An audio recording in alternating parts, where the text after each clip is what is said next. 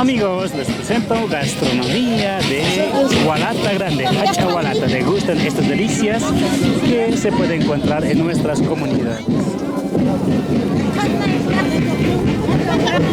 Vemos una variedad de alimentos, vemos por acá hawasmuti, una deliciosa haba, por acá también hay papitas, también podemos ver choclo, chuño, por allá también hay habas, papas nuevas, no podía faltar un delicioso pollo.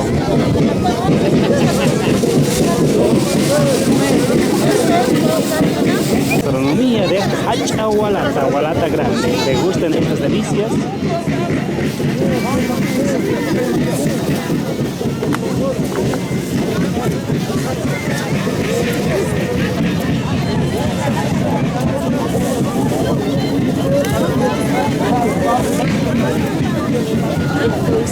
Amigos, les presento gastronomía de Hacha Hualata, Hualata Grande. ¿Qué tal estas delicias que se comparten? Un aptapi comunitario, más conocido como el aptapi, el fiambre comunitario, el aptapi. ¿Qué tal? Los distintos hermanos de la comunidad están compartiendo acá estas delicias que producen aquí en nuestras comunidades. El aptapi comunitario, el fiambre.